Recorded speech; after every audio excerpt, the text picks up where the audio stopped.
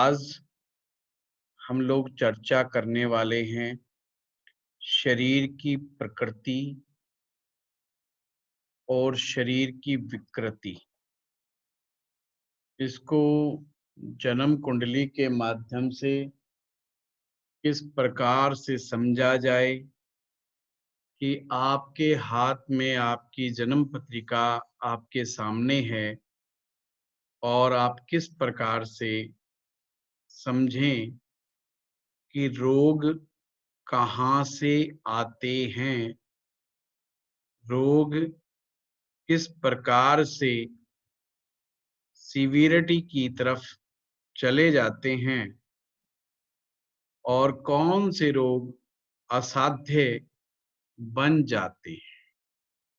यहाँ हमारा तात्पर्य आपको सर रोग के बारे में समझाना ना हो करके अपितु जन्म पत्रिका के माध्यम से ये समझाना है कि आपका शरीर क्या है और किस तरह से उसमें इम्बैलेंस क्रिएट होता है। आपके स्क्रीन के सामने आपके स्क्रीन पर एक कुंडली का चित्र आया हुआ है, आपको दिखाई जरूर दे रहा होगा। अदरवाइज आप में से कोई फोटो खींच ले उसकी जिसको स्पष्ट दिखाई दे रहा है और ग्रुप में डाल दे। अब समझने वाली बात यह है, हमारी जन्म पत्रिका में 12 भाव होते हैं।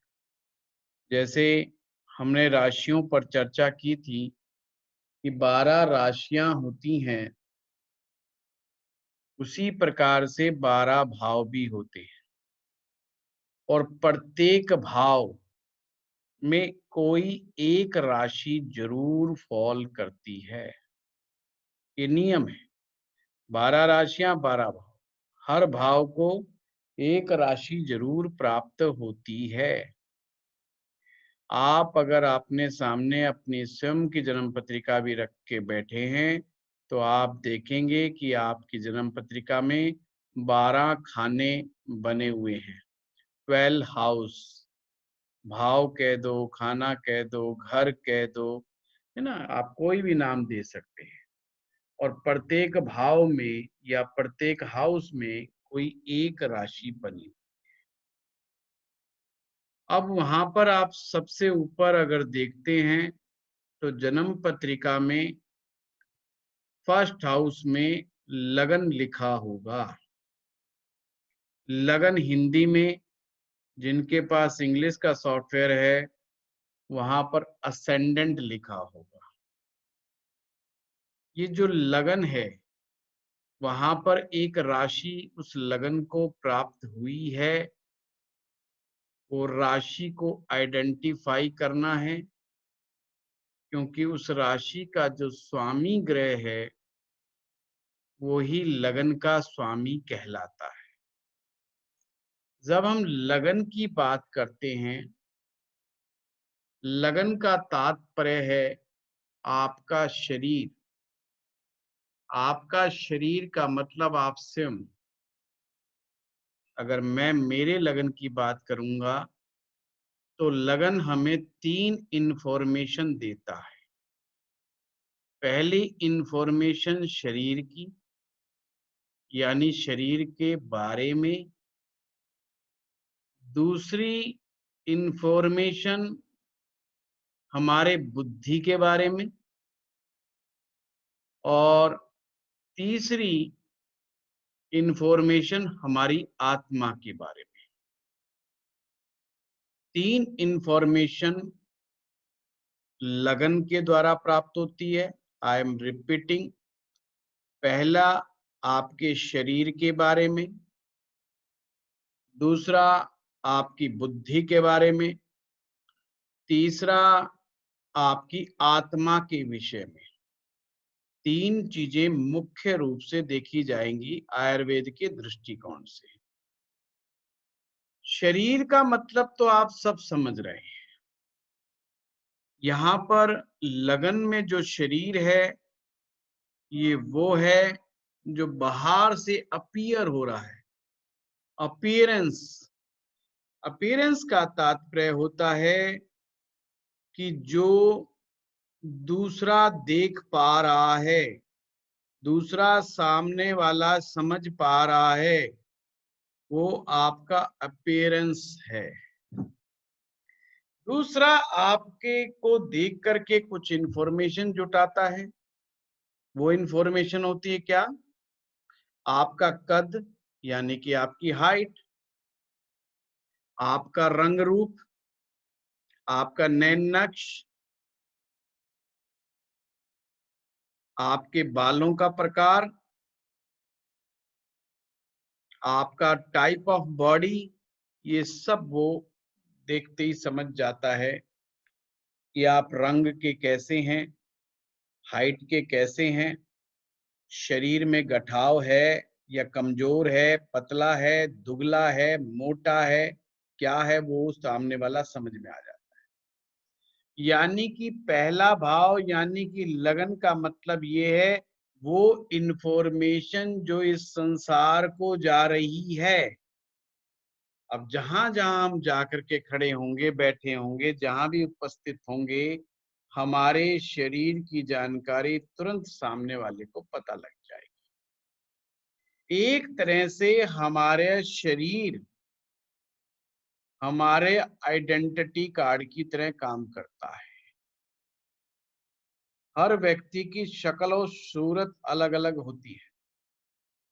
सभी के आंख, नाक, कान, इंटरनली सारा मैकेनिज्म एक होते हुए भी, इंटरनली सारा मैकेनिज्म एक होते हुए भी हमारा रंग रूप और बाहर से दिखाई देने वाली चीजें कुछ ना कुछ भिन्नता लिए हुए हैं। शरीर में ये सब चीजें देखी जाएंगी। शरीर देखने में बलवान है या कृशकाय है, यानी कि पतला दुबला है,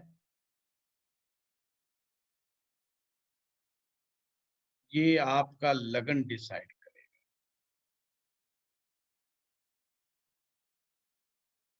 एक तरह से आयुर्वेद की दृष्टिकोण से कहें तो शरीर की प्रकृति समझ में आ रही है।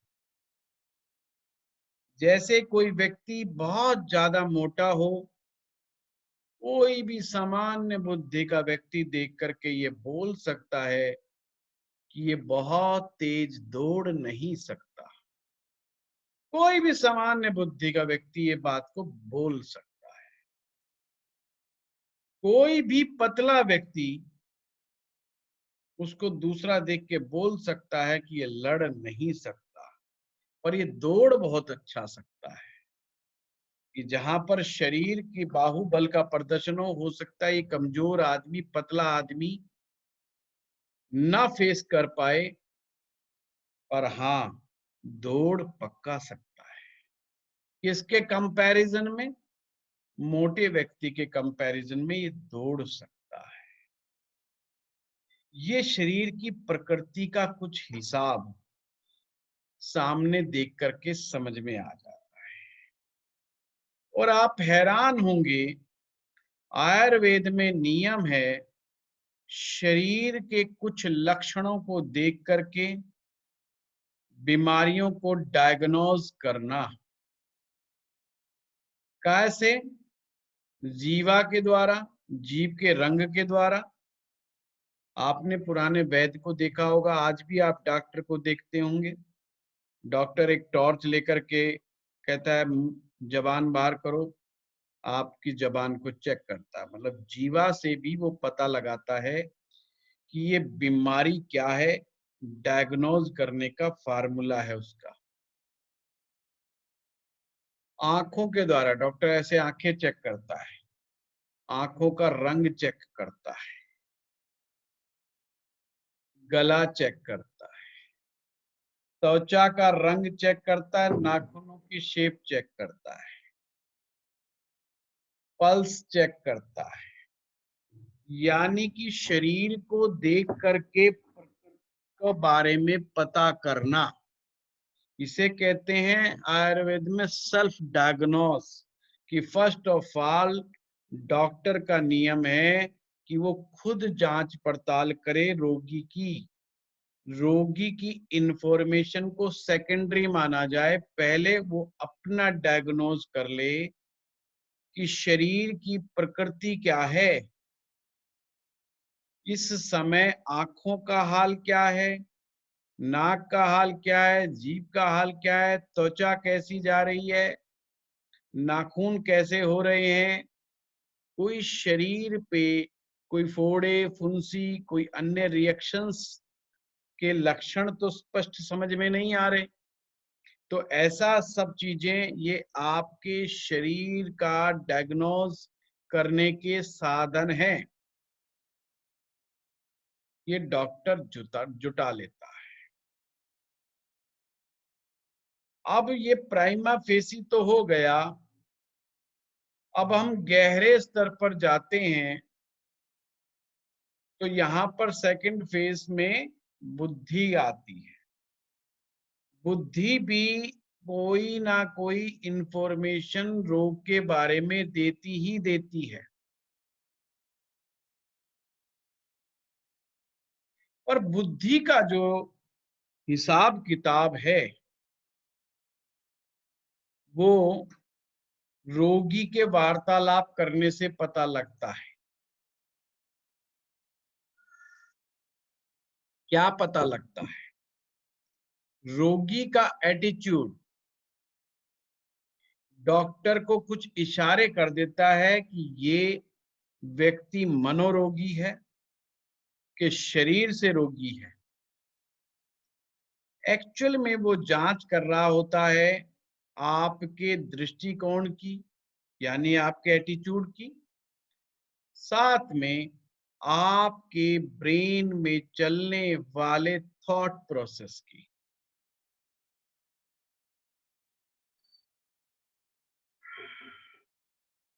एक तीसरे लेवल की इंफॉर्मेशन होती है, वो तीसरे लेवल की जो इंफॉर्मेशन होती है वो होती है आत्मा के लेवल की।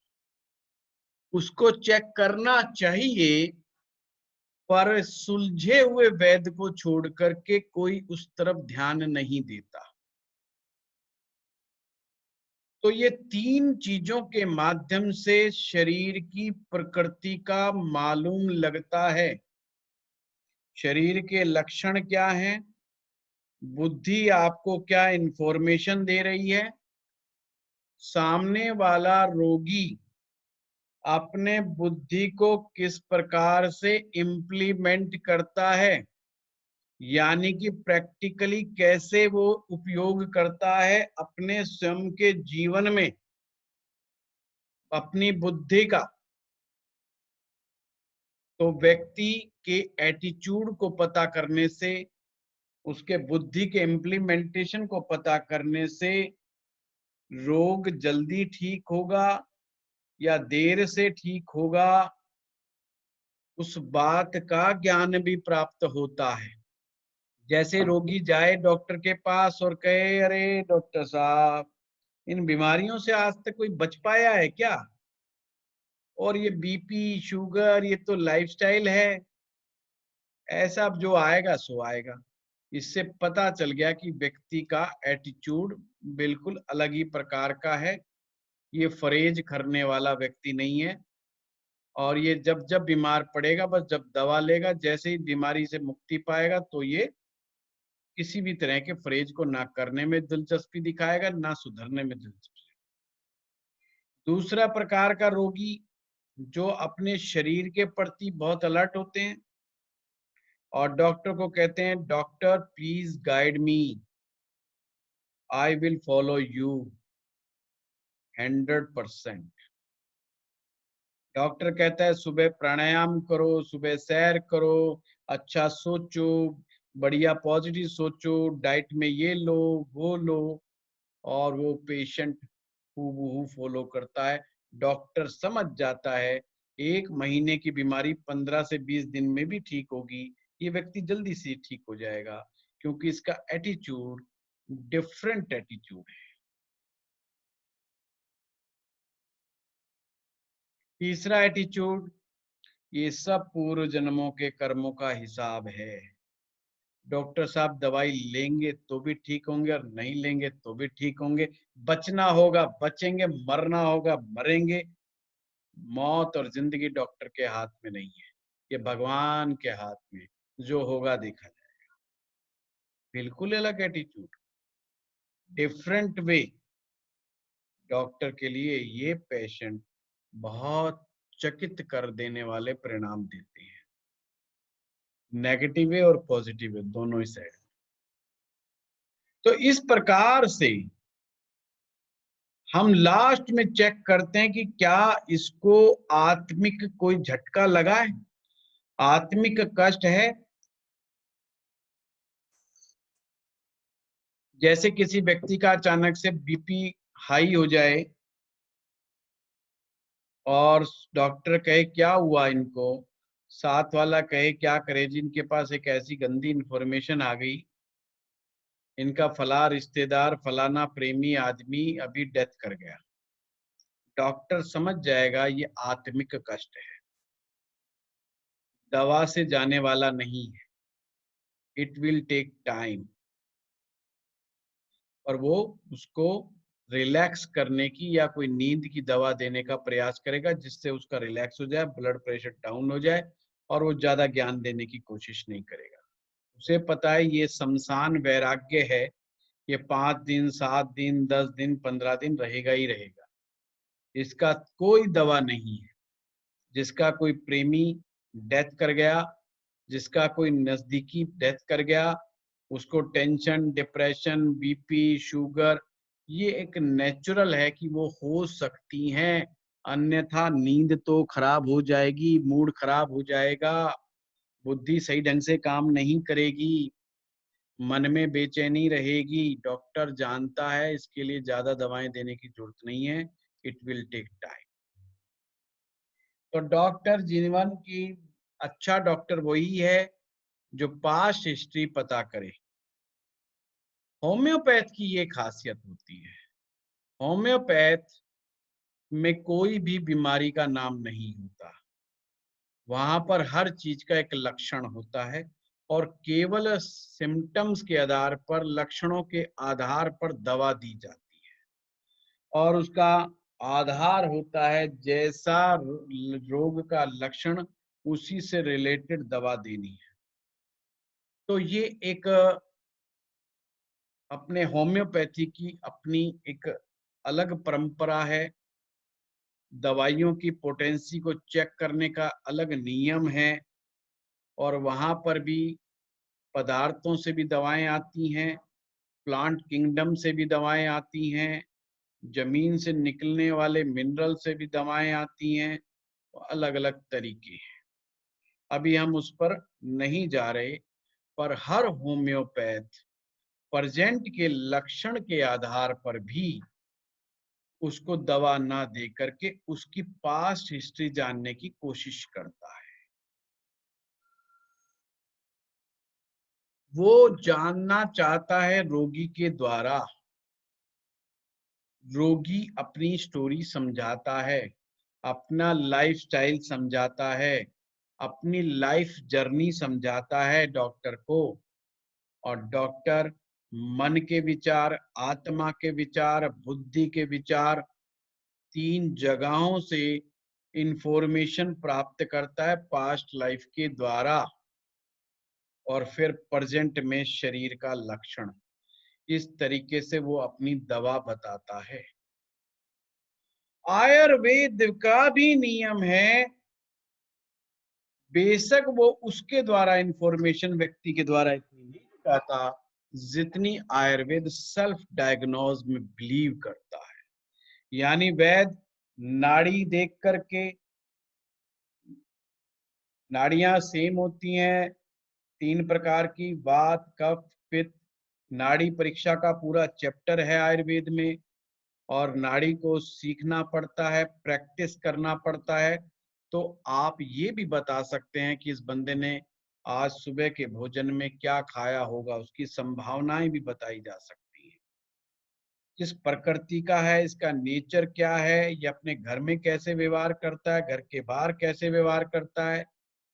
मन, बुद्धि और शरीर तीनों का व्यवहार बिना उससे पता किए आप पता कर सकते हो आयुर्वेद के डायग्नोस सिस्टम के माध्यम से। खान पान में गड़बड़ करता है कि नहीं करता है, गर्म चीजें ज्यादा खाता है कि ठंडी खाता है, उसके बिना बताए आप ये सब इंफॉर्मेशन उसको पास ऑन कर सकते हो। तो ये जो पहला भाव है जन्म पत्रिका में, वो है प्रकृति को डायग्नोज करना।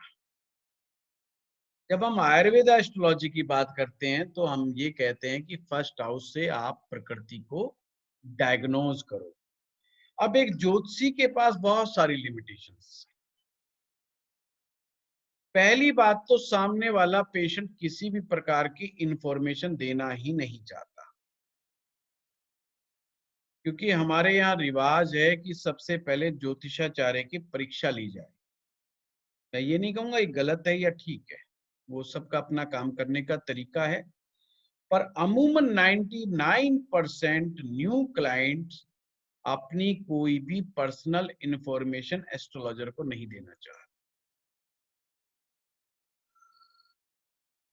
यानी कि यहां पर भी रोग को पता करने के लिए एक ज्योतिषाचार्य को पूर्णतया कुंडली पर ही डिपेंडेंट होना पड़ेगा। तो आपको इस बात की उम्मीद छोड़ दें, जैसे एलोपैथ वाले डॉक्टर के पास आप जा करके फटाफट फटाफट बोलना शुरू कर देते, डॉक्टर एक चश्मा उठा के, हाँ बोलो, हाँ डॉक्टर साहब कल से खांसी हो रही है, खांसी सूखी आ रही है, गीली आ रही है, ये हो रहा है, रात को नींद नहीं आ रही, पेट सिकुड़ रहा है, खांसी आती है, सर में भी दर्द हो रहा है, यहाँ पर भी दर्द हो रहा है, पासुओं में भी दर्द हो रहा है। फटाफट फटाफट, और वो 2 से 3 मिनट में एक सिरप, एक गोली, और ये जो भी उसका है हिसाब किताब, वो कहता है जाओ। With in 5 minutes your consultation totally complete. ना वो ये चेक करेगा इससे पहले कब खांसी हुई थी, आप खाने में कल क्या खाया था, परसों क्या खाया था, कुछ नहीं पता करता। ये उनका काम करने का स्टाइल है, हर एक पैथी का अपना कार्यशैली अलग अलग है। मेरा उद्देश्य यहाँ बिल्कुल नहीं कि मैं कंपैरिजन करूं एलोपैथ में, होम्योपैथ में और आयुर्वेद में। सभी विद्याएं अपने अपने स्थान पर बिल्कुल सही हैं, उचित हैं और उपयोगी हैं, मेरा अपना मानना है। वो बात अलग है कि हमें किस समय पर किस पैथी को अपनाना चाहिए, वो बड़ा इंपॉर्टेंट। बहुत लोगों के साथ ये क्वेश्चन बार बार आएगा कि मैं जब भी बीमार पड़ता हूं मुझे आयुर्वेदाचार्य के पास जाना चाहिए या मुझे होम्योपैथ डॉक्टर की सलाह लेनी चाहिए या मुझे एलोपैथ ही सूट करेगी। ये मोस्ट इंपॉर्टेंट है, ये इस कोर्स में आगे चल के आपको बताया जाएगा, क्योंकि ये आपको अपनी कुंडली से पता होना चाहिए कि किस पैथी को फॉलो करना है। सॉरी, एक नाम लेना भूल गया, नेचुरोपैथी। नेचुरोपैथी भी एक पैथी है जिसमें 5 तत्वों के द्वारा हम शरीर को ठीक करते हैं, फास्टिंग के द्वारा, डाइट के द्वारा और एक स्पेसिफिक चीजों को करने से, वो भी एक पैथी है। नेचुरोपैथी का भी इससे पता चलता है। तो हमें यहाँ फर्स्ट हाउस इंफॉर्मेशन जो जो दे रहा है, उस इंफॉर्मेशन के माध्यम से शरीर में रोग में पता करना है। और ज्योतिषी के पास ग्रह, राशि, नक्षत्र और भाव, इन 4 के अलावा कोई सहारा नहीं होता। सामने वाला कभी कभी गलत बात भी बोल सकता है, मतलब मिस इन्फॉर्मेशन भी आपको दे सकता है। जैसे अगर आपने कहा साहब आप तो सदा ही बीमार रहते, अरे नहीं नहीं यार ऐसा नहीं है, ये तो कभी कभी हो जाता है मेरे साथ, बाकी I am totally fit and young. हम इंडियन लोग बीमार कहलाना अपने आप को पसंद ही नहीं करते। जब तक कि कोई हमें उठा ना ले। उठाने का मतलब जब तक हमारे हालात ऐसे ना हो जाएँ कि हमसे उठना फिरना भी मुश्किल हो रहा है, खाना-पीना मुश्किल हो रहा है, तो मान लेते हैं कि बीमार हो गए। अदरवाइज़ हमारे यहाँ पर गैस्ट्रिक प्रॉब्लम, कॉन्स्टिपेशन प्रॉब्लम, बालों का झड़ना, बालों का सफ़ेद होना, मोटा हो जाना, पतला हो जाना, काम में मन ना लगना, ज़्यादा मेहनत करने को दिल ना करना, थोड़ा-सा काम करके थक जाना, इसे हम लोग नेचुरल मानते हैं और कहते हैं it's a part of life. इनको हम बीमारी नहीं मानते। अगर ये सब पेशेंट ज्योतिषी के पास जाएँ और ज्योतिषी कह दे कि आप तो पेशेंट हो, आप तो बीमारी है आपको, तो कैसे बीमार आदमी अपने आप को बीमार मानेगा? ये चैलेंज है। इसलिए कभी-कभी ज्योतिषी को भी वो कन्फ्यूज़ करने का कोशिश करते हैं। एस्ट्रोलॉजर को भूल के कि भी सामने वाले की इन्फॉर्मेशन पे ज़्यादा ध्यान नहीं देना चाहिए, प्राइमा फेसी आयुर्वेदाचार्य की तरह ही अपने काम में जुटे रहना चाहिए। उसे देखना चाहिए पहले भाव में कौन-सी राशि फ़ॉल कर रही है, नंबर 1 पॉइंट। नंबर 2 पॉइंट, पहले भाव में कौन-सा ग्रह फ़ॉल कर रहा है, कौन-सा प्लैनेट प्लेस्ड है, मोस्ट इम्पोर्टेंट। कौन-सी राशि, कौन-सा प्लैनेट प्लेस्ड है, तीसरा नक्षत्र कौन-सा है। भाव तो आपको मालूम है कि फर्स्ट है। तो ये 4 चीज़ों के द्वारा एक एस्ट्रोलॉजर उस व्यक्ति को के शरीर की प्रकृति को फाइंड आउट करता है। प्रकृति का एक मतलब नेचर भी है आप कह सकते हैं, उसका गुण, उसका स्वभाव, उसका एटीट्यूड, ये सब बातें एक एस्ट्रोलॉजर फाइंड आउट करना होता है और कुछ सेकंडों में करना होता है। ये नहीं आप 3 घंटे का गणित के पेपर की तरह 3 घंटे लगा दें, ये चेक करने के लिए कि क्या प्रकृति। विदिन 2 मिनट हर हालत में आपको अपना एनालाइज़ कंप्लीट करना है। मतलब एक एस्ट्रोलॉजर के कंधों पर बोझ ज़्यादा होता है एज़ कंपेयर टू अदर डॉक्टरी सिस्टम्स। उसको कोई इन्फॉर्मेशन नहीं देना चाहता, उसको कोई अंदर की बातें नहीं बताना चाहता, उसको ईच एंड एवरीथिंग खुद ही फैक्ट को पता करना है। तो जब हम आयुर्वेदा एस्ट्रोलॉजी को समझते हैं, किसी व्यक्ति की कुंडली को देख कर के जब हम रोग की बात करते हैं, तो हमें बहुत ज़्यादा सावधानी की आवश्यकता है। हमारे रूल्स, जो हमारी टेक्नीक बीमारी को डायग्नोज करने की होती है, वो बहुत बेहतर और प्रिसाइज टूल का इस्तेमाल करना चाहिए। कम नॉलेज के साथ कभी भी बीमारियों के बारे में डिस्कशन नहीं करना चाहिए। यानी कम नॉलेज का मतलब अगर आप नए हैं या आपको 2-3 साल भी हो गए हैं, इंसान को खुद समझ होती है कि उसकी किस पॉइंट पर सबसे ज़्यादा पकड़ है। अगर बीमारियों के क्षेत्र में आपकी पकड़ कम है, तो आप उसे साफ और स्पष्ट कहें, I can't diagnose your diseases. झूठा जग शक्ति प्रदर्शन आपको अपमान दिला सकता है और सामने वाले व्यक्ति को गुमराह कर सकता है। इसलिए इस चीज से आपको बचना होगा।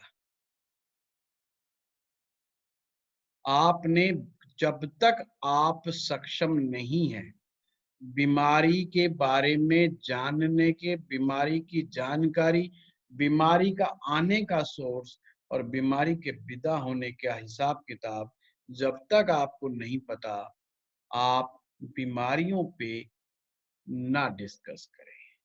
तो फिर क्या करें जी? सूत्र तो आ रहे हैं समझ में। आपको एक-एक शरीर के ऑर्गन्स पर पकड़ बनाने का प्रयास करना चाहिए, उसकी प्रैक्टिस करनी चाहिए। और मूल सिद्धांतों में जाना चाहिए आयुर्वेद के कि किस वजह से बीमारी आती है, और आपने इसमें एस्ट्रोलॉजी को जोड़ लेना है। आपका टूल और भी शार्प और प्रिसाइज हो जाएगा। अब आपके पास आयुर्वेद के नियम भी हैं और आपके पास ज्योतिष का गणित ज्ञान भी है। अब आप और एक्यूरेसी के द्वारा प्रिसाइज लेवल पर जा करके बीमारियों को फाइंड आउट कर सकते हैं। फिर से मैं बताऊं, नंबर 1 पॉइंट, पहला भाव आपके शरीर की प्रकृति। ये चीज आपको समझ में आ गई। आपकी प्रकृति आपको खराब नहीं करती। आपकी प्रकृति आपके शरीर को खराब नहीं करती, पर प्रकृति में न्यूनता या अधिकता हो जाए, प्रकृति में न्यूनता या अधिकता हो जाए तो निश्चित रूप से आपको बीमार करेगी।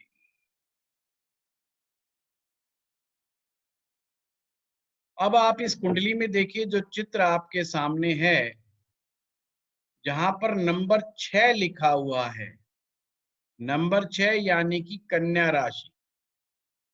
जहां पर कन्या राशि है, वही बताता है शरीर की विकृति को। दूसरी भाषा में कहें तो आप ये समझ सकते हो कि शरीर में विकृति लाने की जिम्मेवारी यहीं पर है। अर्थात छठे भाव से जो जो शरीर के ऑर्गन्स आते हैं,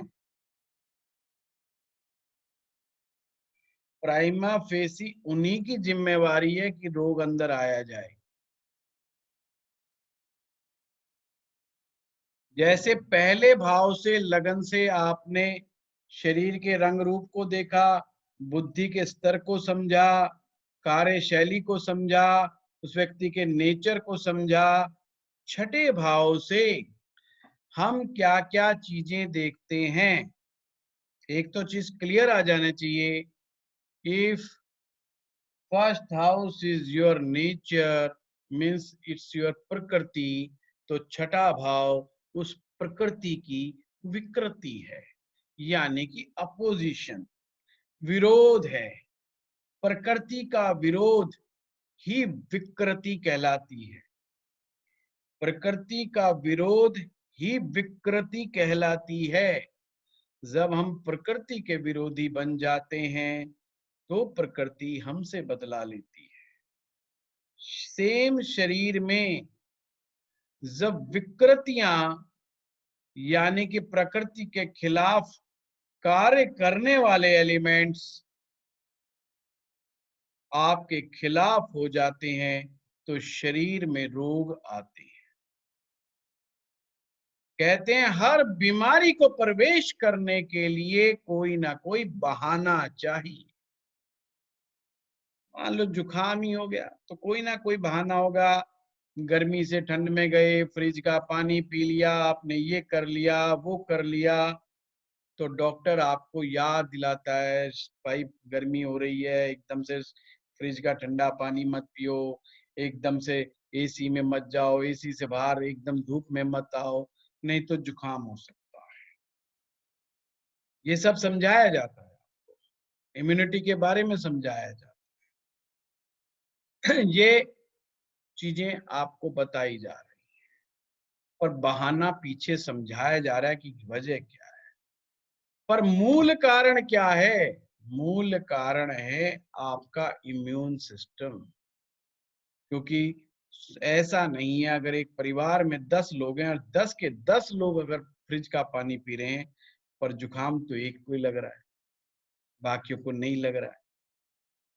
तो इम्यूनिटी का प्रॉब्लम जो है वो एक तरह से लगन का प्रॉब्लम।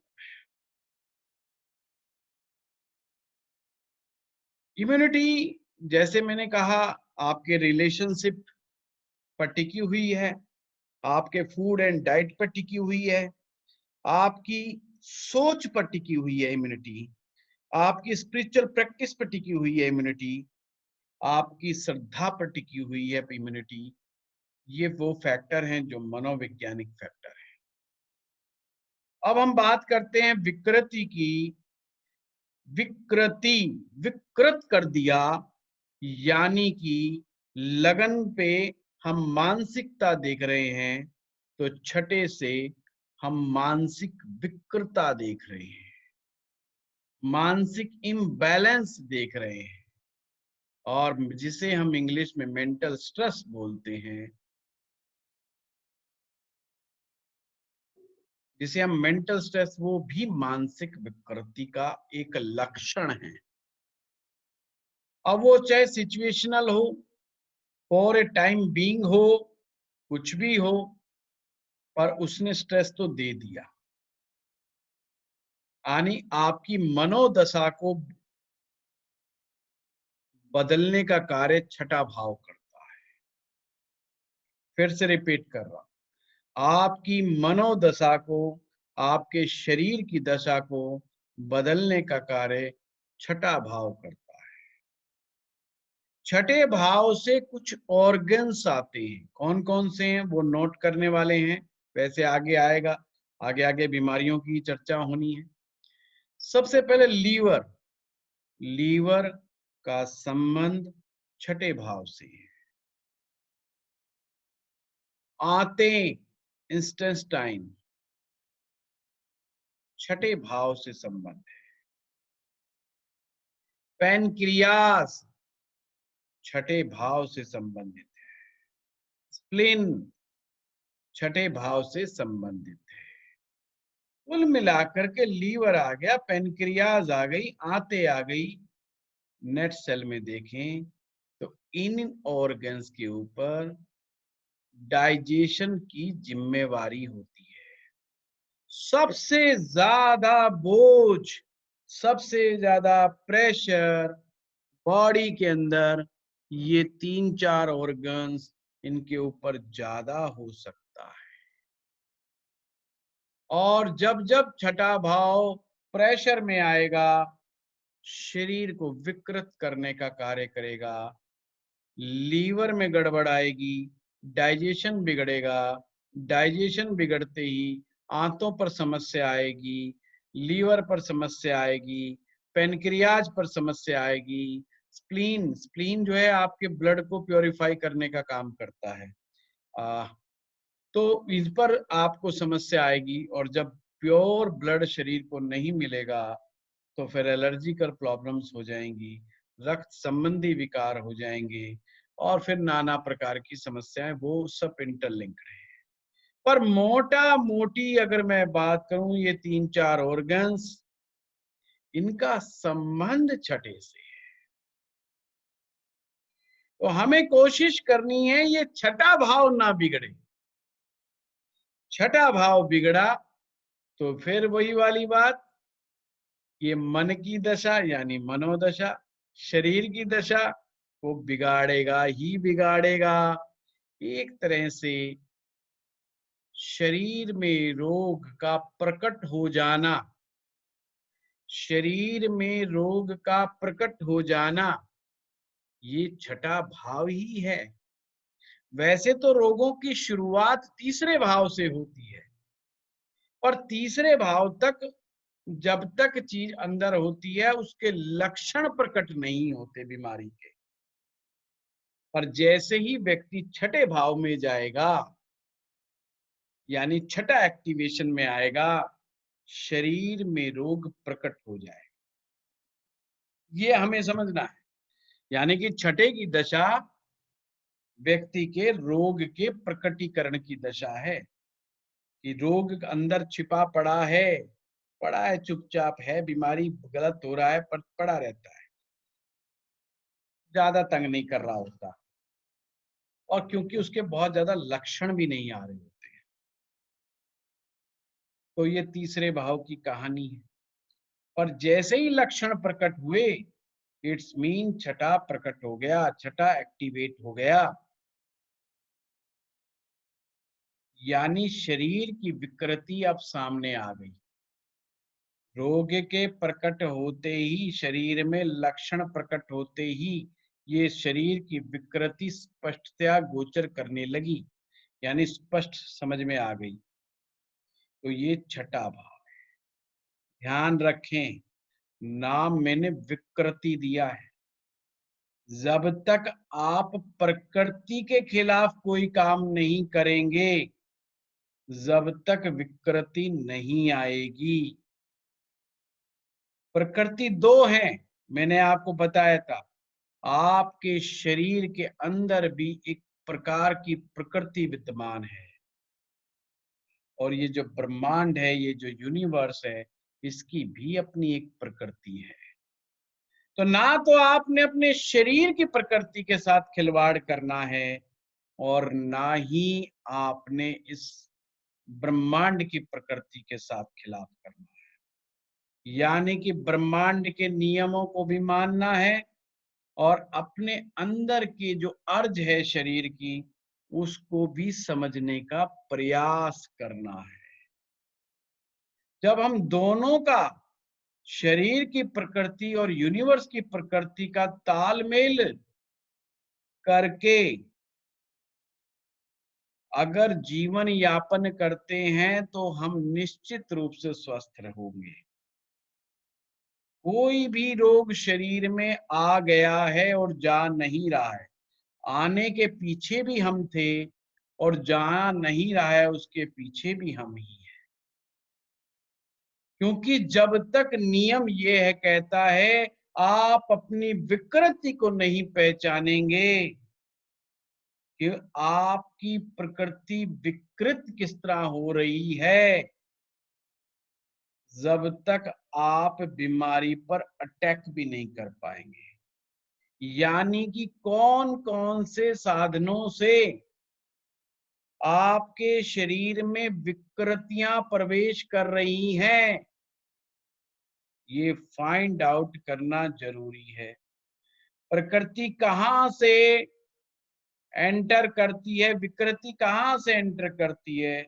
जैसे ही हम सुबह सुबह उठते हैं, वहीं से डिसाइड होने लग जाता है कि प्रकृति मय शरीर हो रहा है या विकृति मय शरीर हो रहा है। सूर्यदेव उदयमान हो गया और आप सो रहे हैं, प्रकृति विकृति में कन्वर्ट होगी ही होगी। ये प्रकृति का नियम है। फिर हम अपनी नित्य क्रियाओं को निवृत्त करते हैं, होते हैं। अगर पेट ढंग से साफ नहीं हुआ, तो विकृति का आरंभ है। मल का विशेष ध्यान रखने वाली बात है। हम अक्सर मल का ध्यान नहीं रखते। हो गए थोड़े से फ्री भी हो गए, तो हमें लगता है पेट साफ हो गया। पेट साफ होते ही सेटिस्फैक्शन,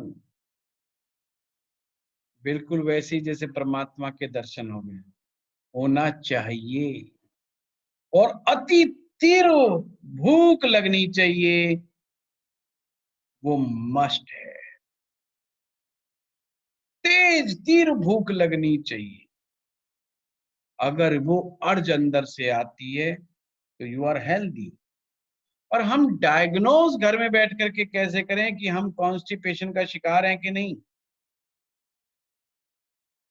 तो उसका एक मेथड है।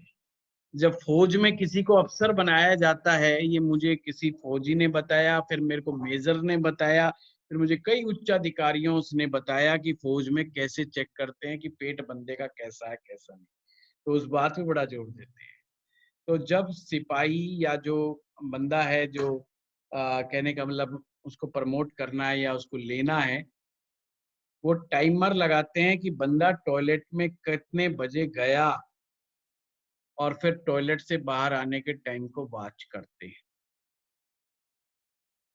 अगर केवल 2 मिनट में बंदा बाहर आ गया, तो कहते हैं मोस्ट फिट है। आयुर्वेद का नियम और सख्त है। आयुर्वेद कहते हैं 1 मिनट से ज्यादा होना ही नहीं चाहिए, पर फौज में कहा भाई नहीं, 2 मिनट, 3 मिनट तक भी चल जाता है। 5 मिनट होने के बाद ये मान लिया जाता है कि व्यक्ति को कोई ना कोई रोग है। शरीर में अवश्य ही इसके कोई ना कोई बीमारी है। पेट ना साफ होना भी एक बीमारी है। तो जिन लोगों को बीपी की प्रॉब्लम मिलेगी, जिनको शुगर की प्रॉब्लम होगी, जिनको थायराइड की प्रॉब्लम होगी, जिनको मोटापे की प्रॉब्लम होगी, जिसका लीवर में प्रॉब्लम होगी, यानी फैटी लीवर होगा, जिसको भी कोलेस्ट्रॉल की प्रॉब्लम होगी, समझ लीजिए वो सारे के सारे कॉन्स्टिपेशन के शिकार हैं।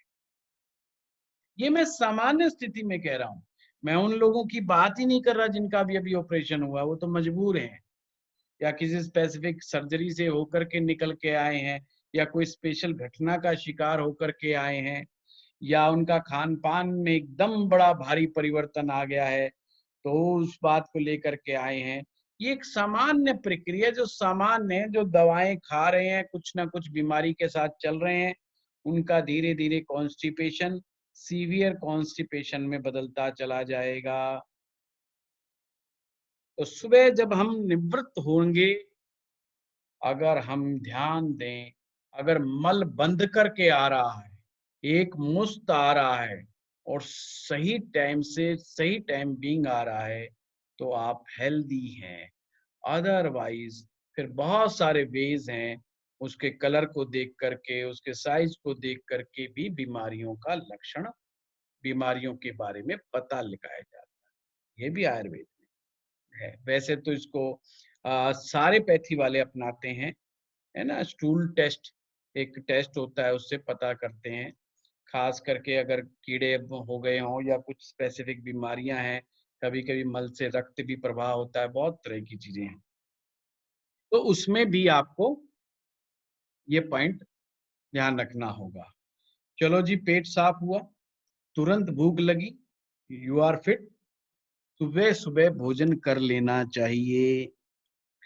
अब भोजन कैसा करना चाहिए, इस बात पर हमें समझना चाहिए।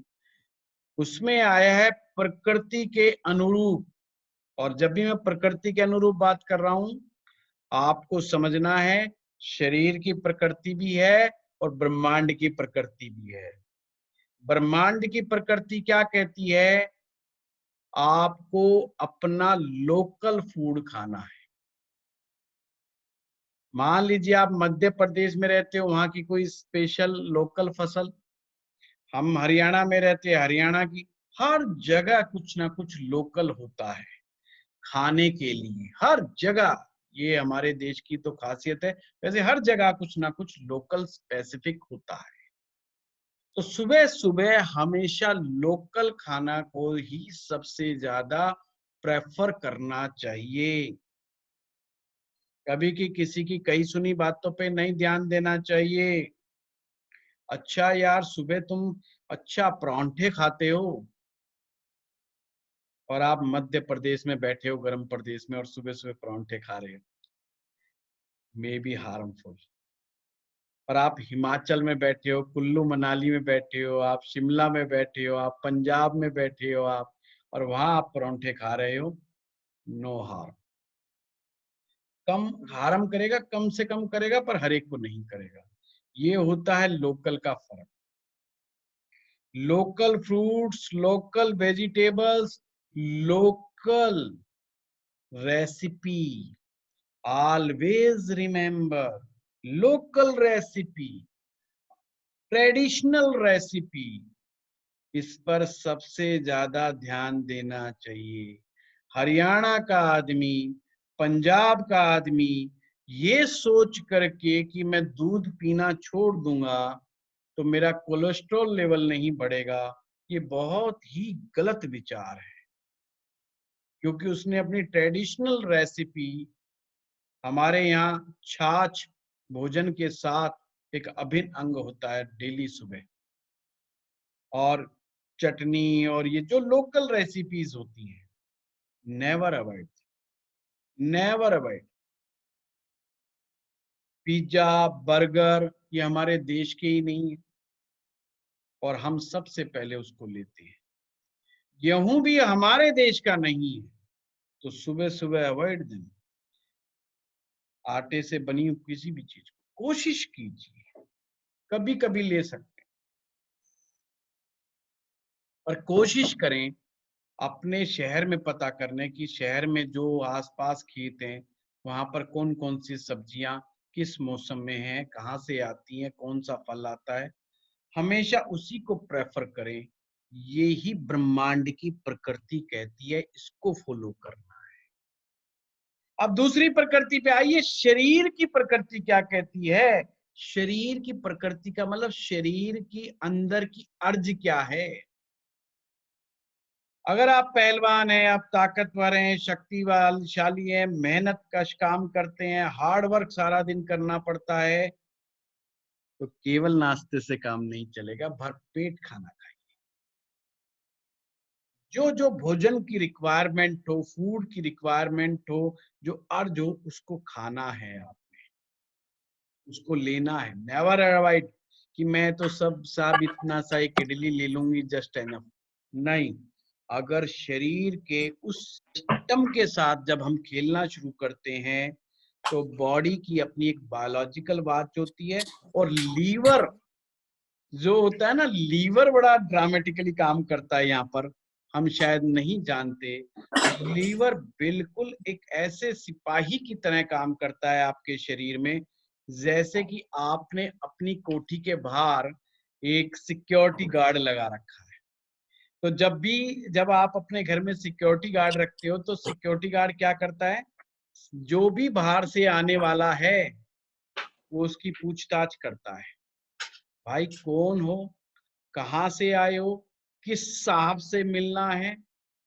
देन ही डिसाइड कि उसे लगता है बात लॉजिकल कह रहा है तो आपके पास फोन करेगा कि फलाने साहब आ रहे हैं, इसको जाने दूं कि ना जाने दूं, अंदर आने दूं कि ना आने दूं। और बड़ी सोसाइटी में एक कैमरे के द्वारा फोटो खींच जाता है। फोटो इसलिए खींचा जाता है ताकि उनकी मेमोरी में रहे, उनके सॉफ्टवेयर में रहे, बंदा सोसाइटी में एक महीने में कितनी बार आता है, साल में कितनी बार आता है, पूरा डाटा एनालाइज हो सके उसका। या ये तो इसी सोसाइटी में रहने वाला व्यक्ति है, ये तो रोज दिन में 10 बार भी आएगा, तो कौन बार बार रोकेगा टोकेगा, फोटो खींच के रख लो, जब भी आएगा ओ अच्छा फलाने राम ठीक है एंटर जाने दो, बड़ी आसानी से जाने। लीवर यही काम करता है। और लीवर सबसे अच्छा असर वहां की चीजों के साथ करता है। लीवर सबसे ज्यादा जब खुश रहता है जहां आप पैदा हुए हैं, जहां आपका ओरिजिन है, जहां आपका बर्थ प्लेस है, वहां की डिश को नेवर अवॉइड। फॉर एग्जाम्पल, एक व्यक्ति बंगाल में पैदा होता है, कैलकाटा में, या किसी भी आप पश्चिम बंगाल का, वेस्ट बंगाल का आप शहर का नाम ले लो, गुड़गांव में आ जाता है, दिल्ली में आ जाता है और यहाँ आकर के बस जाता है, किसी भी कारण से नौकरी रोजगार धंधा कुछ भी लगाओ, और वो कहता है यार यहाँ तो हमारी बंगाली डिश चलती ही नहीं, और वो धीरे धीरे हरियाणवी डिश की तरफ आता चला जाता है। आना चाहिए, बहुत अच्छी बात है, क्योंकि लोकल को प्रेफरेंस देना है, पर बंगाली को 100% अवॉइड नहीं करना है। बंगाली डिशेज को समय समय पर हफ्ते में 10 दिन में उन्हें अपनी उन पुरानी डिशेज को चाहे महीने में कुछ ना कुछ मात्रा में खाते रहना है। ये लीवर का सिद्धांत है। लीवर ने फोटो खींच लिया आपका जब बचपन में चीजें आ रही थी। इसीलिए हम अपने फूड हैबिट के बहुत बड़े शिकार होते हैं। हमें जिस तरह का एक विशेष प्रकार के भोजन की आवश्यकता होती है और हम लंबे समय तक एक ही तरह के एक ही टाइप की रेसिपी की चारों तरफ घूमते रहते हैं और हम उनसे बाहर नहीं निकल पाते। कई बार ये रेसिपीज हमें हेल्प करती हैं। जब भी शरीर में कोई आप एंट्री करते हैं, कोई भी खाने पीने की चीज आप शरीर के अंदर ले जाने का प्रयास करते हैं, तो लीवर उसकी एक फोटो खींच लेता है। जब भी नई चीज आती है और अगर वो देखता है ये आदमी चोरी छिपके गलती से घुस गया, तो कुछ शरीर में वो ऐसी हरकतें करता है जिससे आपको वोमिटिंग आ जाए। शरीर, इसे कहते हैं हम विरेचन, एक प्रकार का बाहर निकालना, उलीचना। शरीर आए हुए भोजन को बाहर निकाल देता है।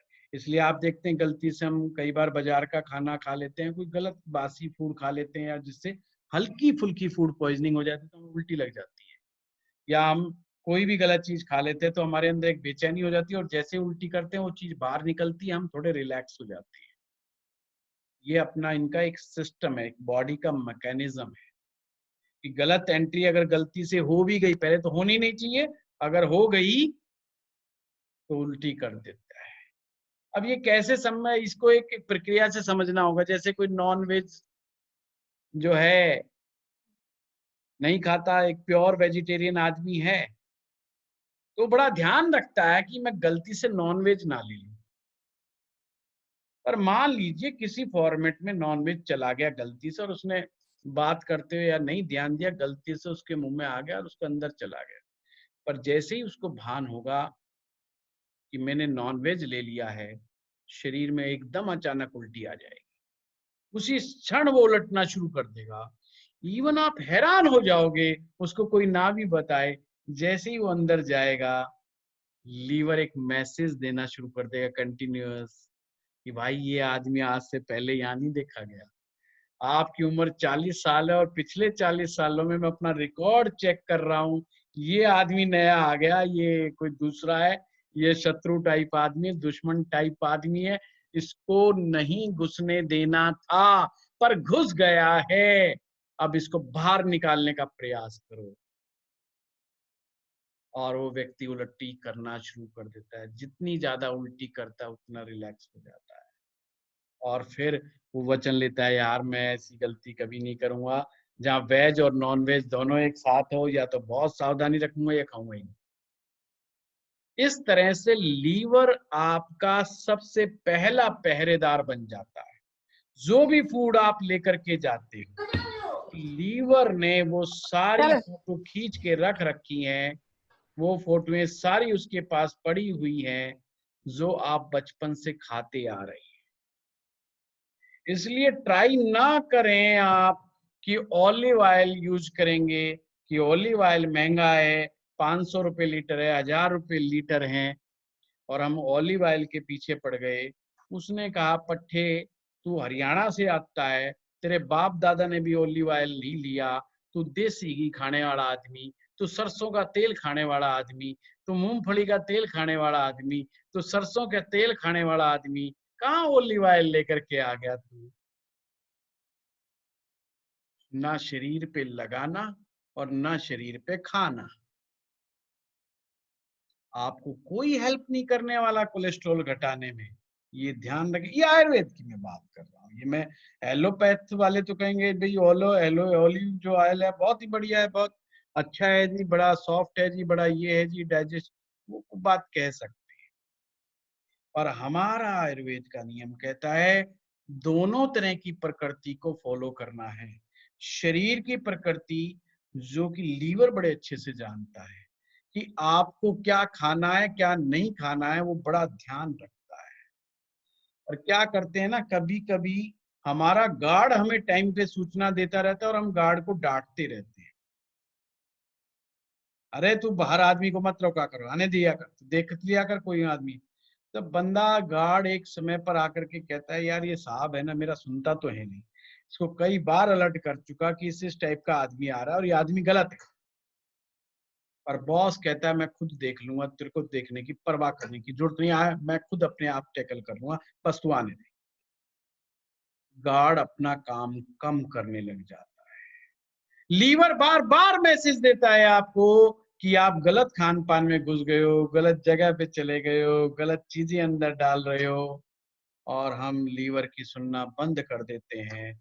हम कहते हैं बस आने दे, क्योंकि हमने आज ऐड देखी है कि पूरा पिज़्ज़ा ₹150 में, ₹100 में, ये पिज़्ज़ा तो खाऊँगा मैं। ये कैप्सिकम पिज़्ज़ा, ये पनीर पिज़्ज़ा, ये फलाना पिज़्ज़ा, ये ना हमारा ट्रेडिशनल फूड है, ना हमारा लोकल फूड है, ना हमारे डीएनए में ये फूड है। ध्यान से रखना, डीएनए की बात कर रहा हूँ। फूड का इम्पैक्ट डीएनए लेवल तक हो सकता है, और लीवर इस बात की बड़ा गहरा जांच रखता है। लीवर आपके पूरे वंश परंपरा का कारक है। वो वंश परंपरा के खान पान तक का उसके पास मेमोरी है कि आपके बाप दादा क्या खाते आए हैं, आपके परदादा क्या खाते आए हैं, उसके पास सारा रिकॉर्ड है। इसलिए अचानक से आप चौथी या पांचवी पीढ़ी में जाके वेजिटेरियन से अगर नॉन वेजिटेरियन हो जाते हैं तो आपको बहुत तकलीफों का सामना करना पड़ेगा। और अचानक से नॉन वेज खाते खाते प्योर 100% वेजिटेरियन हो जाते हो तो भी उस ट्रांसफॉर्मेशन के दौरान काफी तकलीफों का सामना करना पड़ेगा। तो जो फूड हैबिट है, आपकी अपनी हिस्ट्री है फूड हैबिट की, हिस्ट्री मीन्स फादर की, दादा की, परदादा की, ये सारी सुनो अपने बड़े बुजुर्गों से। अपने फूड को पहचानो, अपने लोकल फूड को पहचानो, तो लीवर उसको मोस्ट वेलकम करेगा। जब लीवर खुश होकर के एंट्री देता है किसी भी चीज की, तो लीवर उसको पचाने में सबसे ज्यादा सहयोग देता है। और जब लीवर के द्वारा पचाया हुआ भोजन आंतों में जाता है तो आंतें बड़ी एफिशिएंटली काम करती है, स्प्लीन बड़ा अच्छा काम करता है, और पेनक्रियाज जहां से हमारा एक प्रकार से इंसुलिन बनता है, नेचुरल इंसुलिन बनता है, क्योंकि पेनक्रियाज जो होती हैं वो इंसुलिन बनाने का कार्य करती हैं, उसके ऊपर कभी दबाव नहीं पड़ता और वो उतनी ही मात्रा में इंसुलिन बनाती है जितनी बॉडी को जरूरत है। ये इन ऑर्गन्स की आपस की हार्मनी है, और हार्मोनी पे सबसे पहला ब्रेक जो लगेगा, सबसे पहला जो डेंट लगता है वो लीवर को लगता है। और हम देखते हैं हमारा लीवर फैटी लीवर हो जाता है, फिर भी हम कहाँ सुनते हैं। हमें लगता है ड्रिंक तो पीना चाहिए, अगर हम ड्रिंक नहीं पिएंगे तो सोसाइटी क्या कहेगी, और तुम तो वैसे ही अनपढ़ आदमी कहलाओगे।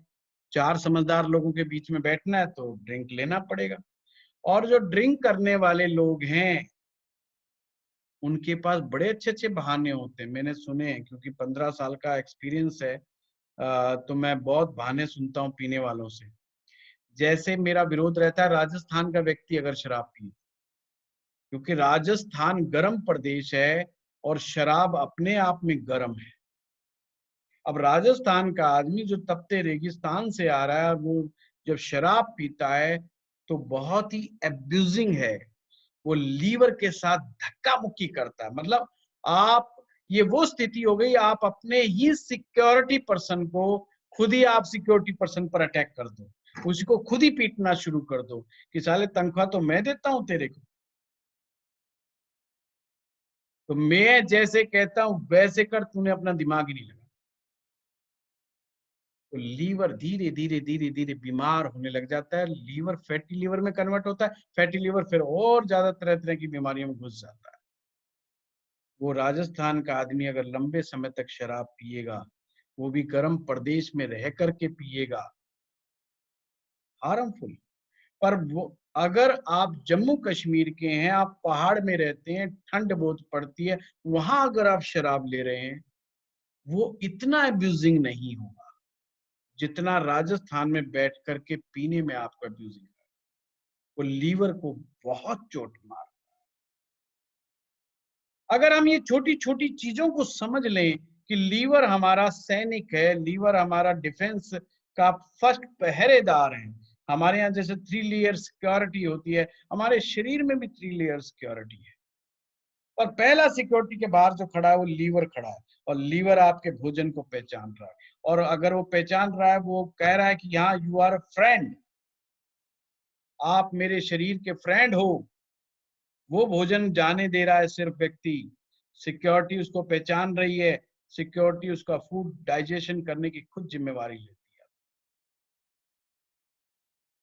और आप बीमार नहीं पड़ेंगे। अक्सर मुझे कर्म प्रदेश के लोग कहते हैं जी मैं ना सेल्समैन हूँ, मैं ना मार्केटिंग करता हूँ, हमें ना नए नए लोगों से मिलना पड़ता है, और पीने के बाद हमें ऑर्डर ज्यादा मिलता है। अगर हम पार्टी के साथ बैठेंगे पिएंगे तो हमें ऑर्डर ज्यादा मिलता है। जो लोग ऑर्डर लेने का काम करते हैं, मैक्सिमम जो लोग पीने का कार्य करते हैं, उनका बहाना यही होता है, पीने पिलाने से दोस्ती बढ़ जाती है। पीने पिलाने से दोस्ती, ये उनकी मान्यता है, ये उनका वहम है।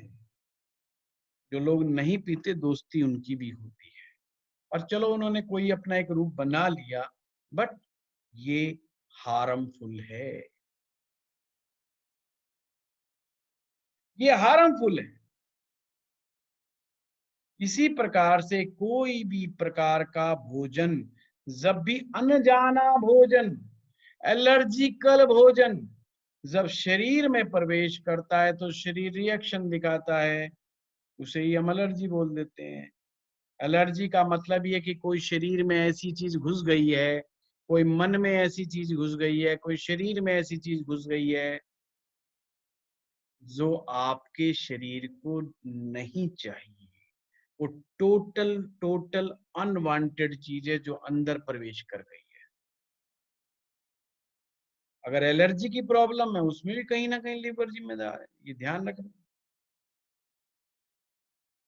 तो छठे भाव से जो चीजें आती हैं वो हमारा डिफेंस सिस्टम है एक प्रकार से। और जब तक कोई व्यक्ति आप पर अटैक नहीं कर सकता जब तक आपका डिफेंस सिस्टम कमजोर ना हो। आप एज ए कंट्री, कोई दूसरा कंट्री के लोग या उनके सैनिक जब तक आपके देश में प्रवेश नहीं पा सकते, जब तक आपका डिफेंस का मैकेनिज्म कमजोर नहीं है। और डिफेंस के मैकेनिज्म को हम ही कमजोर करते हैं, कोई दूसरा नहीं। आप इजराइल का उदाहरण सुनते हैं, इजराइल के डिफेंस सिस्टम और मारक क्षमता को सुनते हैं। इजराइल एक छोटा सा कंट्री है, गूगल करके देखना, आपको बड़ी चीजें पता चलेगी उनके डिफेंस सिस्टम के बारे में। किसने बनाया? उन्होंने ही बनाया।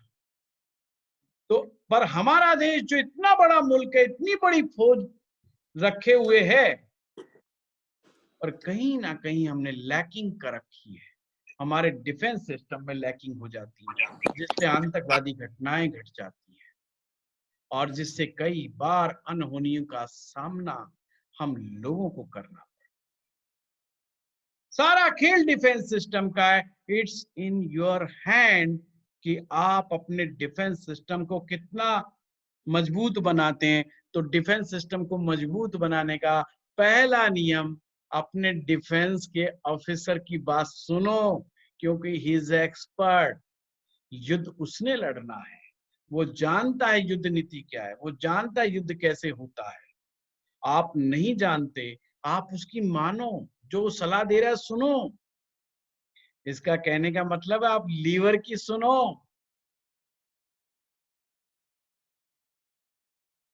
लीवर आपके राइट साइड में होता है, लीवर आपके राइट साइड पे होता है, और लीवर ऑलवेज राइट होता है, और लीवर ऑलवेज राइट ही होना चाहिए। अगर लीवर राइट नहीं होगा, अगर लीवर में रॉन्गनेस आनी शुरू हो जाएगी, आपका डिफेंस गड़बड़ाने लग जाएगा। फिर तो बीमारियां घर बना लेंगी। तो ये एक घुसेगी एक निकलेगी, एक घुसेगी निकलेगी, आप गोली डाल डाल के निकाल लोगे, वो दूसरे एक जाएगी एक आएगी, आम रास्ता बना लेगी बीमारी। तो ये बड़ा मजबूत सूत्र दे रहा हूँ आप। हमें लगता है अरे बर्पिंग हो गई, गैस हो गई, ये हो गया वो हो गया, it's a part of life. A part of life नहीं है। लीवर आपसे समझा रहा है मान जाओ, कई सालों से आप सुन नहीं रहे हो। वो कह रहा है भाई जो मुझे चाहिए वो बता देता हूँ तुझे, वो कर दे, पर हम मानते नहीं है। क्रेविंग्स के चलते, एटमॉस्फेयर के चलते, गलत थिंकिंग के चलते हम सब उलट पुलट करते हुए चले जाते हैं। आंतों को कोई सिस्टम चाहिए, आंतों को हम सिस्टम नहीं दे पाते। अगर हमारे को बॉडी मूवमेंट ही नहीं होती, आप चल ही नहीं रहे, सैर ही नहीं कर रहे, एक्सरसाइज नहीं कर रहे, तो मूवमेंट आपकी आंतों की कमजोर पड़ जाएगी, कॉन्स्टिपेशन हो जाएगा, फिर हम समस्याग्रस्त। स्प्लीन अगर ब्लड को ढंग से प्योरीफाई नहीं करेगी तो फिर कैसे काम चलेगा। पेनक्रियाज पर असर ज्यादा होगा, पेनक्रियाज सही टाइम पर सही इंसुलिन सही मात्रा में नहीं क्रिएट करेगी तो हम डायबिटीज के शिकार हो जाएंगे। या तो इंसुलिन ज्यादा बना दे तो भी दिक्कत, कम बना दिया तो भी दिक्कत। बिल्कुल बैलेंस होना चाहिए इन ऑर्गन्स का कार्य, बैलेंस ही होता है और परमात्मा बिल्कुल बैलेंस भेजता है। हम अनबैलेंस करते हैं। कैसे? थॉट के द्वारा, फूड के द्वारा। सबसे पहला अनबैलेंस थॉट है, मैंने कहा भोजन नहीं, थॉट। आप थॉट के द्वारा चीजों को अनबैलेंस कर देते हो, अपने एटीट्यूड के द्वारा चीजों को अनबैलेंस कर देते हो। दूसरा है फूड, तीसरा है रॉन्ग प्रैक्टिसेस, चौथा है आपका लाइफस्टाइल। ये चार चीज हैं जो मामले को गड़बड़ा देती है। तो इस तरह से आपको ध्यान देना पड़ेगा। ग्रहों की बात कल की क्लास में हम करेंगे। कौन कौन से ग्रह यहाँ पर हों तो क्या करेंगे, क्या नहीं करेंगे, वो विज्ञान बताऊंगा। न्यू स्टूडेंट्स के लिए बिल्कुल नहीं घबराना, सिर्फ सुनते जाइए। बहुत टेक्निकली भी नहीं घुसेंगे तो भी कोई चिंता वाली बात नहीं, और मैं सिखा दूंगा, आप चिंता ना करें, है ना। तो उस बात की परवाह नहीं करनी। हमें समझना है कि पिछले कार्मिक सिस्टम से आप क्या चीज गड़बड़ पहले से लेके आ गए, किस वजह से आपके अंदर स्पेसिफिक चीज की क्रेविंग्स होती है। लेकिन ना बच्चे में, कुछ लोगों में क्या होता है, यंग एज में बच्चों में सिगरेट पीने की तरफ थोड़ा सा जाता है, फिर गुटखा की तरफ भागते हैं, किसी की तरफ भागते हैं। ये ऐसा क्यों है? कि हम जानबूझ के कर रहे हैं या हमारे बॉडी में कोई शैतान ऑलरेडी बैठा है जो हमें प्रेरणा देता है कि हमें भाई 2 घूंट लगा ले, 2 सुट्टे मार ले, हैं, 2 ये कर ले। ये हमारे लिए बड़ा सोचने का विषय है। चाय, कॉफी, चाय के अगर हमारी पीढ़ी गुलाम हो चुकी है, यानी कि पिछली 3 पीढ़ियां अगर चाय पी रही हैं, तो चाय आपके लिए नुकसानदेह नहीं है। और 3 पीढ़ी में आप पहली पीढ़ी हैं या दूसरी पीढ़ी हैं तो चाय नुकसान करेगी। पर आप कॉफी अगर यूज कर रहे हैं और आपकी पहले की 3 पीढ़ियां कॉफी यूज नहीं करती थी, तो आपके लिए कॉफी नुकसानदायक है। साउथ इंडियन आदमी जब कॉफी पीता है वहां की, उसको इतना नुकसान नहीं होगा जितना यहाँ का हरियाणा का आदमी, दिल्ली का आदमी, और खास करके वो आदमी जिसके खानदान में, परिवार में कॉफी का चलन नहीं है। अगर वो डेली कॉफी पीना शुरू करेगा, वो एक कॉफी भी बहुत हार्मफुल हो जाएगी। और हम क्या गलत शिक्षा ले लेते हैं, यार अंग्रेज है, दिन में 3-3 बार कॉफी पी लेते हैं, 5-5 कॉफी हो जाती है अंग्रेजों की। भाई नहीं, वहां का इलाका ठंडा है, कॉफी गर्मी देती है, ब्लड प्रेशर बढ़ाती है, आपके अंदर एक्साइटमेंट क्रिएट करती है, आपका एकदम प्लांट की तरह काम करती है। और हमें यहाँ पर इसकी जरूरत नहीं है। हमारे डीएनए में भी वो कॉफी नहीं है, और है तो 6 महीने में एक बार की है, साल भर की है। जैसे मैं एक ऐसे परिवार से बिलोंग करता हूँ, आप लोग हंसेंगे कि हमारे खानदान में हमारे बाबा दादा कॉफी पीने वाले को, मतलब इनको अगर कभी कॉफी, कभी हमारे चाचा ने, पिताजी ने अगर हमने पीते देखा तो किसी के शादी में, और वो भी थोड़ी पियेंगे फॉर द टेस्ट पर्पज कि चलो पी ले। पर मैंने अपनी जवानी तक कभी घर में कॉफी बनते हुए हमारे घर में नहीं देखा। इसका तात्पर्य यह है कि मैंने, जब मैं आया और कमाने लगा, तो हमारे यहाँ कॉफी लेके आया, कॉफी मशीन लेके आया, कई सिस्टम लेके आया। और मैं भी दूसरे के प्रभाव में आने के बाद मुझे लगा हमें भी कॉफी पीनी चाहिए, रोज नहीं तो 3 दिन में, 4 दिन में एक बार। भयंकर मुझे कॉफी से एसिडिटी हो, आखिर मुझे कॉफी को त्यागना ही पड़ा। आज 3 महीने में, 4 महीने में कोई विशेष मेहमान आ जाए और वो कॉफी की जिद करे, तो ही मैं कॉफी थोड़ी बहुत लेने का बात करता हूँ, अदरवाइज वो भी मैं अवॉइड करता हूँ। और मैं देख रहा हूँ कि फिर एसिडिटी कम हो जाती है। तो यानी लीवर अपना काम कर रहा है। पर मेरे साथ एक ऐसा व्यक्ति रहता था जिसकी 3 पीढ़ियों में कॉफी का चलन था। वो दिन में 4 या 5 बार कॉफी पीता था, मेरी आंखों के सामने। और मैंने कभी कॉफी से परेशान उसको नहीं देखा। सुबह उठते ही उसको एक टफ कॉफी चाहिए थी, शाम को उसको ब्लैक कॉफी चाहिए, एक दिन उसने मुझे कहा कि आप ये ब्लैक कॉफी देखो। अरे मैं कहा तेरा दिमाग खराब। मैंने 2 घूंट मारी, फेंक के मारी, भाई बड़ी बेस्वाद, बड़ी बदकार। मैंने कहा कहाँ से दी? एक्चुअली में लीवर ने विरोध कर दिया ना कि भाई बाबूजी कहाँ, पहली बात तो कॉफी ठीक नहीं तुम्हारे लिए, और ऊपर से तुम ब्लैक कॉफी पी रहे हो। तुम तो दूध पीने वाले लोग हो, हरियाणा से आए हो, हर चीज में दूध चाहिए, दही चाहिए, घी चाहिए, शहद चाहिए, चाहिए तुम्हें। तुम कहाँ फंस गए यार, तुम कहाँ? और वो भी उसमें चीनी नहीं मिला रहे। बिना चीनी के गुजारा कैसे होगा तुम्हारा? एकदम से रिएक्शन। तो ये सभी के साथ है, मेरे साथ नहीं, सभी के साथ। चलिए, आपके लिए होमवर्क कल का। कल क्लास नहीं होगी, नहीं कल, आज शुक्रवार है, कल शनिवार है ना? हाँ शनिवार है शायद, शनिवार है, शनिवार है। तो शनिवार इतवार को हमारा आयुर्वेदा का कोर्स नहीं होता है, ये मंडे टू फ्राइडे है। इन 2 दिनों में diagnose your self, your food habit, आपके पेरेंट्स की फूड हैबिट। अगर कोई बिहार से संबंध रखता है तो लिट्टी चोखे को ना भूले, महीने में 2 बार 3 बार जरूर बना के खाए। तो अपने पूर्वजों की हैबिट का ध्यान रखें, अपनी हैबिट का ध्यान रखें, मोस्ट इम्पॉर्टेंट, उसको इग्नोर ना करें। और कौन सा खाना खाने से उनको बेचैनी हो जाती है और कौन सा खाना खाने से उनको आनंद आता है, इनको आइडेंटिफाई करना है। आपने समझना है कि क्या चीज है।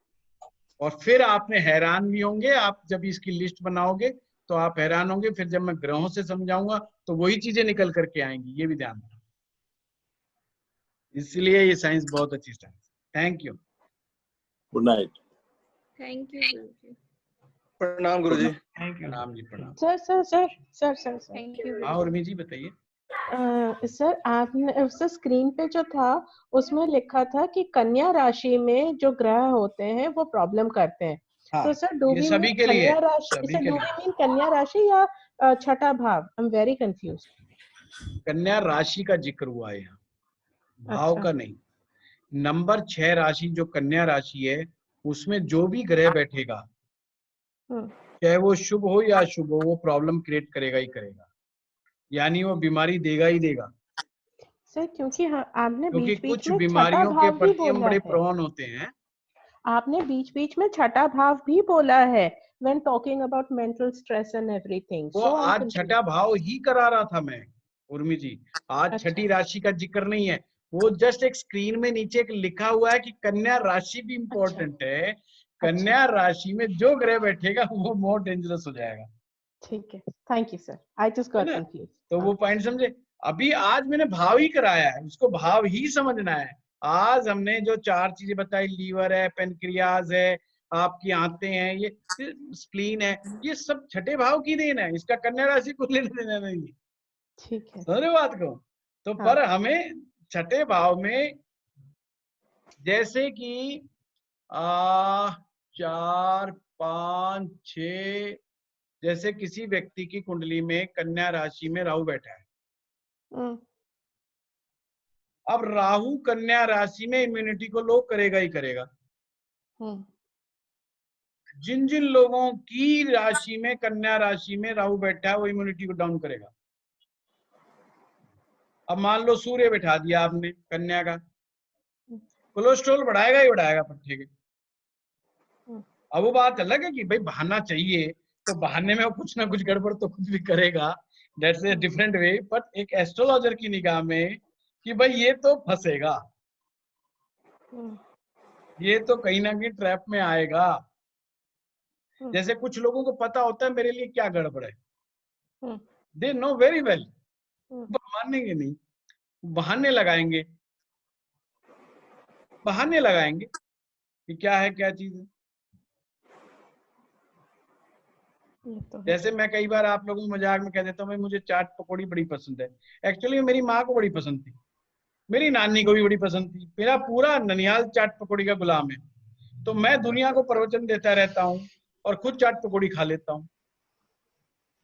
तो मेरी वाइफ कहती है तुम आप जो है बोलते रहते हो ये मत खाओ, और खुद जो है अपने गोलगप्पे का एक ट्रिप मार लेते हो 10 दिन में। मैंने कहा भाई बस बताओ मत ये बातें, पर यह जरूरी है क्या कर। और रियल में मैं कभी गोलगप्पे खा करके नेगेटिव फील नहीं किया, कभी नहीं। हाँ, ये तो कह देता हूँ ये कम टेस्टी, ये ज्यादा टेस्टी, बट कभी भी इरिटेशन नाम की चीज नहीं हुई। इवन एक बार मेरे को बुखार हो गया, 3 दिन से बुखार था, बचपन में चौथी पांचवी क्लास में पढ़ता था। मेरा मामा आया, बोले भांजा बीमार पड़ा है। मेरी मम्मी बोली दवाई दिला रखी है। बोले ऐसे कैसे ठीक होगा। मामा एक गिलास में भरवा करके गोलगप्पे का पानी लाया, मामा भांजे ने गोलगप्पे खाए, मेरा बुखार उतर गया। अब पता नहीं वो दवा का पुराना असर था क्या था, है? तो ऐसी ऐसी घटनाएं एक्चुअली में वो हमारे अंदर है, कैसे चला आ रहा है, वो एक फूड हैबिट चली आ रही है। तो केवल ये नहीं कि आप प्रेजेंट में क्या कर रहे हैं, प्रेजेंट में कौन सा फूड ले रहे हैं, हमें उसकी पास्ट हिस्ट्री में भी जाना है कि कौन सा फूड हमारे डीएनए के थ्रू आया, कहाँ कनेक्शन है हमारा।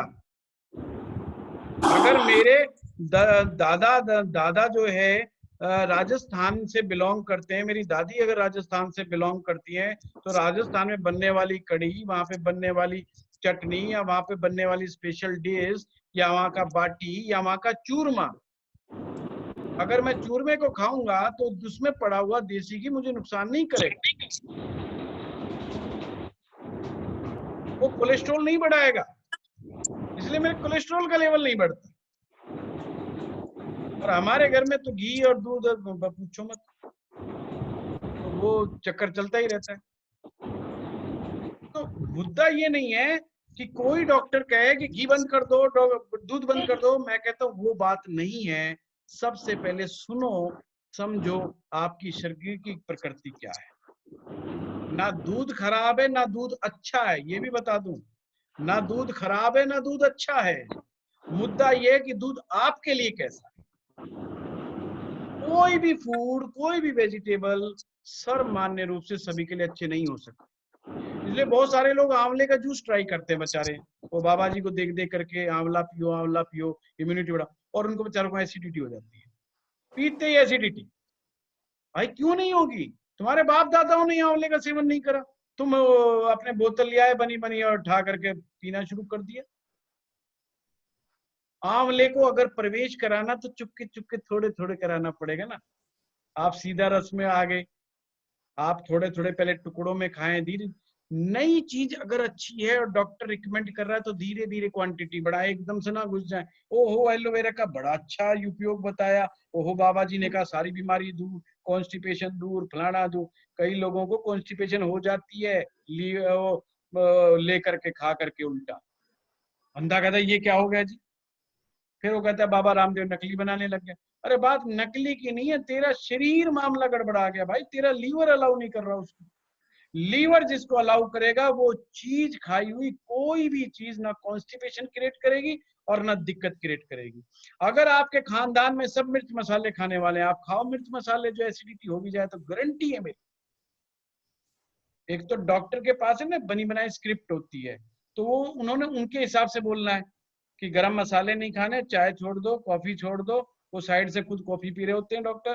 तो आप समझो बात को, मुद्दा क्या है, आप अपनी फूड हैबिट के साथ खिलवाड़ कर रहे हो। अब वो बड़ा भारी चक्कर है।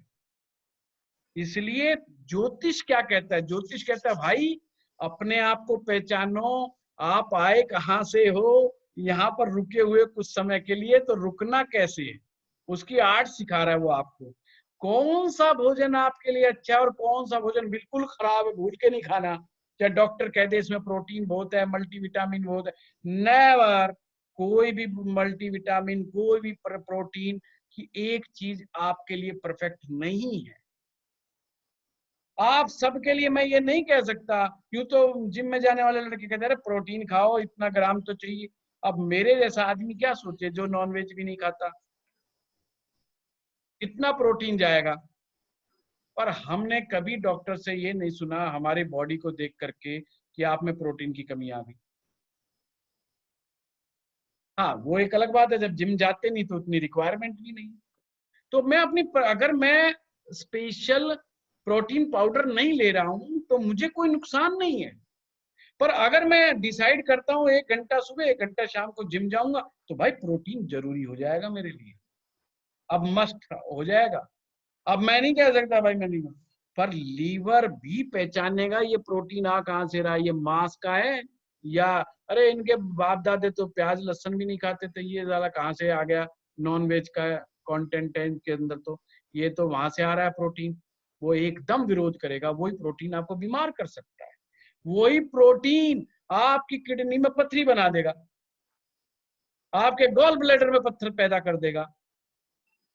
आप प्रोटीन प्रोटीन चिल्ला रहे हो, तो जरूरी नहीं जो चीज अच्छी है वो हमारे लिए अच्छी है।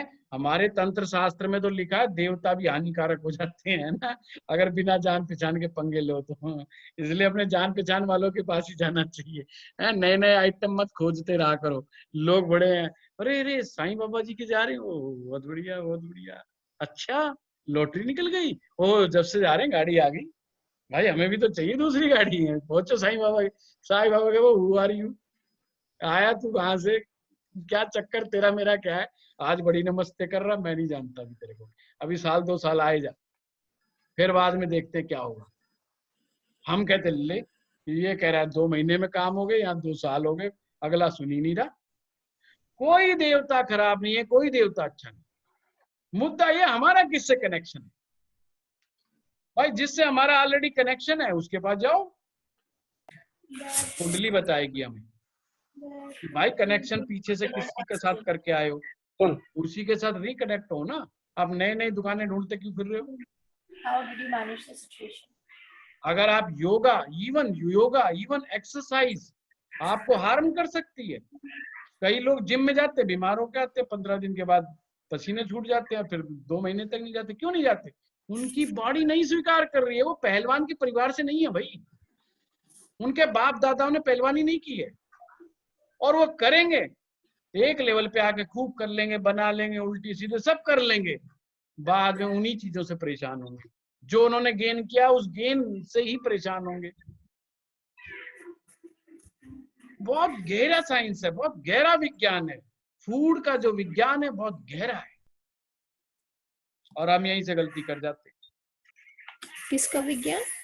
फूड का विज्ञान, भोजन का विज्ञान, भोजन लेने का विज्ञान बहुत गहरा है। ये सामान्य नहीं कि घर में डिश बनी और खा ली। भाई मेरे बाप दादा अगर साउथ इंडिया से बिलोंग नहीं करते और मैं रोज इडली खाऊंगा तो मैं तो वैसे ही बीमार हो जाऊंगा। फिर कहे जाए डॉक्टर से बहुत लाइट है इडली, और हुआ मेरे साथ। मैं हैदराबाद गया, अब हैदराबाद में क्या था, जो आप गली गली है इडली बेचते हैं, जैसे हमारे यहाँ गोलगप्पे बेचते हैं। तो भाई हमें इडलियां खाई बहुत, कभी कभी यदा कदा 2 साल में 2.5 साल में किसी ने खिला दी तो खा ली, उस टाइप से। बाकी टेस्ट डेवलप नहीं था। बड़ी यंग एज की मैं बात बता रहा हूँ आपको, बिल्कुल फिट एकदम, जिसको कहते हैं बंदा एकदम तंदुरुस्त। ये आज से 20-22 साल पुरानी घटना मैं बता रहा हूँ आपको, 20-21 साल का होऊंगा जब मैं हैदराबाद वहाँ ज्योतिष के चक्कर में गया था। तो वहाँ के हमारी सोसाइटी के लोगों, हमारे वहाँ के नारनौल के कुछ लोग हैं वहाँ, 250-300 परिवार, उन्होंने बुलाया 1 महीना रख। तो वहाँ शुरू में तो 1-2 दिन गए तो बड़े इडली शौक शौक में खाया, नई चीज थी भाई। अजी उनके तो घर में जिनके भी नाश्ता बने इडली डोसा 5 से 7 दिन। मैंने कहा भाई भाग लो यहाँ से, हम तो टिकट कटा के, तो हमें तो ये इडली डोसा क्या हो रहा है, हमें तो भूख लगनी बंद हो गई। सुबह कहते हैं क्या बोले जी, इडली बनी है आज, नई चटनी, आज फलाना, आज हमने ये दिया। अरे भाई हाथ जुड़वा लो, यहाँ तो लीवर ही फेल कर जाएगा यहाँ तो, है। तो कहते it's very light Andhra, its light. भाई बिल्कुल तुम ठीक लग रहे हो, पर अब हमारे लिए लाइट नहीं है।